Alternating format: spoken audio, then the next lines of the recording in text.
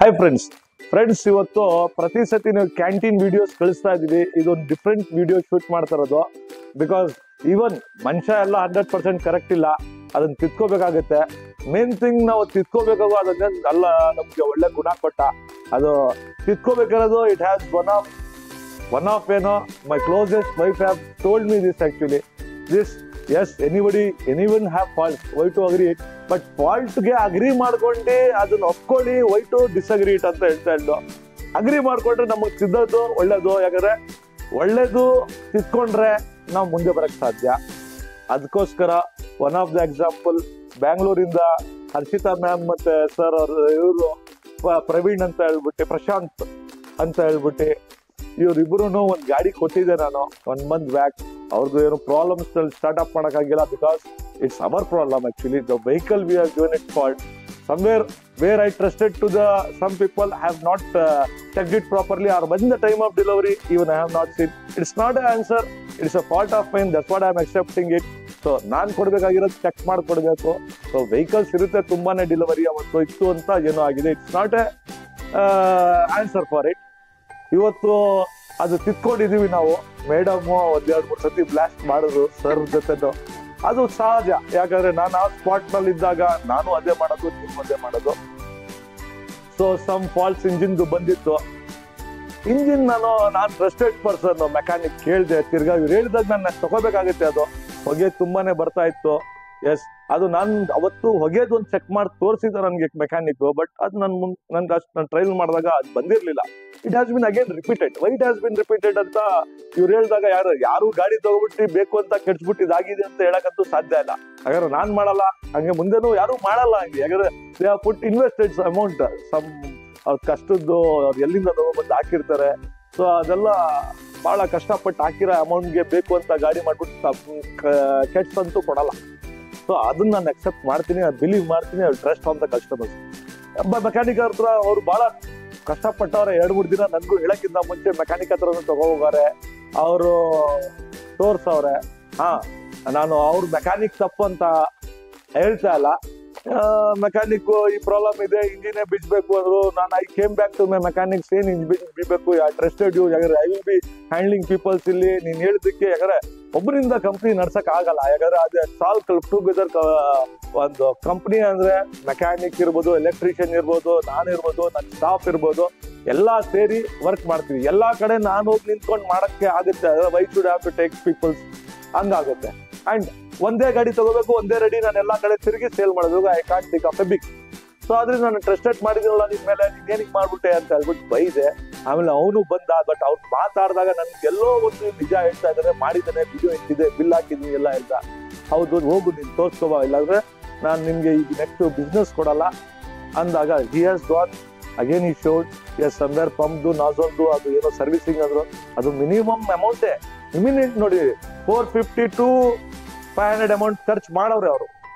Then again nozzle ಅದು ಅವ್ನು check ಮಾಡ್ಬೇಕಾಯ್ತು, check ಮಾಡಿಲ್ಲ, ಅದ್ ನಾನು ಹಾಕ್ಸಿದೆ ಆಮೇಲೆ. ಬಟ್ ಇಂಜಿನೇ ಚೇಂಜ್ ಮಾಡ್ಬೇಕು ಅನ್ನೋದು 70,000-80,000 rupees ಏಕ್ದಮ್ ಕಸ್ಟಮರ್ಗೆ ಆಗಿದಾಗ ನಾನಿರ್ಲಿ ಯಾರಿರ್ಲಿ ಎದುರ್ಕೊ ಬರ್ತಾರೆ. ದೆನ್ ವಿ ಕೇಮ್ ಬ್ಯಾಕ್, ಹೇಳಿ ತಗೊಬಂದ್ವಿ ಗಾಡಿ. ಇದೆಲ್ಲ ಸ್ಟೋರಿ ಅಂತ ಅಲ್ಲ, it's reality, it's happen. So customer ಕಡೆದರೆ ಬೆಟರ್ ನಾನು ಹೇಳಕ್ಕಿಂತ ಬ್ರೀಫ್ ಆಗಿ ಅವ್ರು ಏನ್ ಹೇಳ್ತಾರೆ, ಏನಾಯ್ತು ಅವ್ರಿಗೆ ಪ್ರಾಬ್ಲಮ್ಸ್ ಅಂತ. Ma'am sorry for this, but ಅದ್ ನಾನು ರೆಕ್ಟಿಫೈ ಮಾಡಿದೀನಿ. ಇವಾಗ ನೀವು ನೋಡಿದ್ದೀರಾ.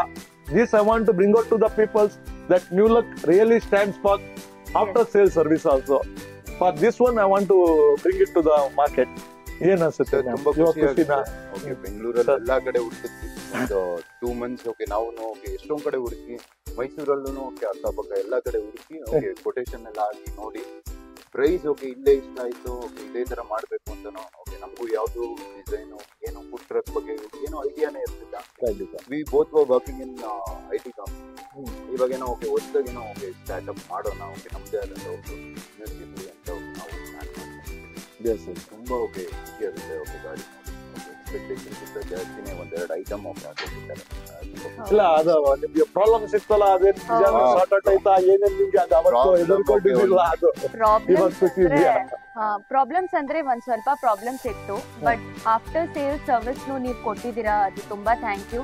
ಬಿಕಾಸ್ ನಾವು ಅದೇ ಸೇಮ್ ಇಂಜಿನ್ದು ಆಗ್ಲಿ ಇಲ್ಲ ಏನಾದ್ರು ಒಳಗಡೆ ಏನಾದ್ರು ಪ್ರಾಬ್ಲಮ್ಸ್ ಆಗ್ಲಿ ಅಲ್ಲಿ ಮಾಡಿದ್ರೆ ತುಂಬಾ ಜಾಸ್ತಿ ಕಾಸ್ಟ್ ಆಗುತ್ತೆ ನಮ್ಗೆ.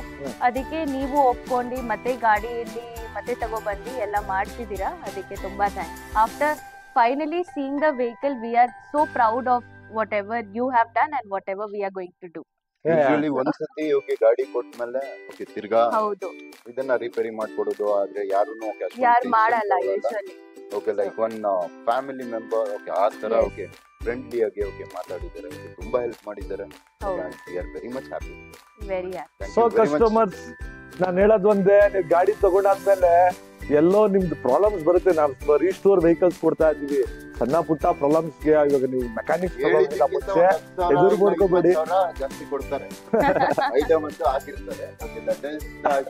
ದಟ್ ಇಸ್ ಅದಕ್ಕೆ ನನಗೆ ಏನಂತು ಅಂದ್ರೆ, ನೀವು ಹೋಗ್ಬಿಟ್ಟಾಗ ಅದ್ ಬೇರೆ ಕಡೆ ಮಾಡಿಸ್ಬೇಡಿ, ಬನ್ನಿ ಎದುರ್ಕೋಬೇಡಿ. ನಮ್ಮ ಹತ್ರ ಸ್ವಲ್ಪ ಒಂದ್ ಫೋನ್ ಎತ್ತದಿಲ್ಲ, ನನ್ನ ಒಂದು ಬ್ಯಾಡ್ ಹ್ಯಾಬಿಟ್ ಅಂತ ನೀವ್ ಹೇಳ್ಬೋದು. ಬಟ್ ಇಟ್ಸ್ ನಾನ್ ಪ್ರಾಕ್ಟಿಕಲಿ ನೀವು ಬಂದು ನೋಡಿದಾಗ ನಾನ್ ಹೇಳೋದೇನಂದ್ರೆ, ವಾಟ್ಸಪ್ ನಲ್ಲಿ ಮೆಸೇಜ್ ಬಿಟ್ಟಿದ್ರೆ ನಾನ್ ನಿಮ್ಗೆ ರಿಪ್ಲೈ ಮಾಡ್ತೀನಿ. ಅದು ಸ್ವಲ್ಪ ತಾಳ್ಮೆಯಿಂದ ಇದ್ ಮಾಡ್ಕೊಳ್ಳಿ. ಬಿಕಾಸ್ ಆ person have to go around about the what is the running. ಅವತ್ತು ಡ್ಯಾಶ್ ಡೆಲಿವರೀಸ್ ಇರುತ್ತೆ, ಕಸ್ಟಮರ್ಸ್ ರನ್ನಿಂಗ್ ವೆಹಿಕಲ್ಸ್ ಗೆ ಪ್ಲಾನ್ಸ್ ಹೇಳ್ತಾ ಇರ್ತಾರೆ, ಅಟ್ ಎ ಟೈಮ್ ಬೇರೆನೂ ಬರುತ್ತೆ.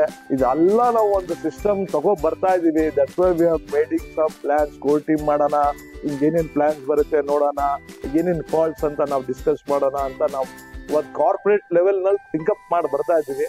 ಇದಕ್ಕೆಲ್ಲ ಕಾರಣ ನೀವೇ. ಹಿಂಗೆಲ್ಲ ಬಂದಾಗ ನಾವು ಅರ್ಥ ಆಗೋದು, ನಾವು ನಮ್ಗೆ ತಿಳ್ಕೊಳಕ್ ಆಗೋದು.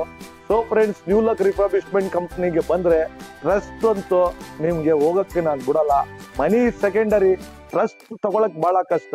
ಮನಿ ಕೊಟ್ಟು ಟ್ರಸ್ಟ್ ತಗೊಳಕ್ ಆಗಲ್ಲ. So that's why I believe trust ತಗೋತಾ ಇರೋದು, ನೀವು ನಂಬಿ ಬರ್ತಿರೋದು, ಅದ್ ನಾನು ಯಾವಾಗ್ಲೂ ನಿಮ್ ಟ್ರಸ್ಟ್ ನ ಕಳ್ಕೊಳಕ್ ಬಿಡಲ್ಲ. That is secondary. ಲಾಭ ಗೀಭ ಎಲ್ಲ. ಹಾಗಾದ್ರೆ ನಾನು ಏಮೇ ಇರೋದೇನಂದ್ರೆ, ಸ್ಟಾರ್ಟ್ಅಪ್ ಗೆ ನಾನ್ ಕಾರಣ ಆಗ್ಬೇಕು, ನಮ್ ನ್ಯೂ ಲಕ್ ಇಂದ ಒಂದ್ ನಿಮ್ ಸ್ಟಾರ್ಟ್ಅಪ್ ಗೆ ಕಾರಣ ಆಗ್ಬೇಕು ಅಂತ ನನ್ಗೆ ಆಸೆ.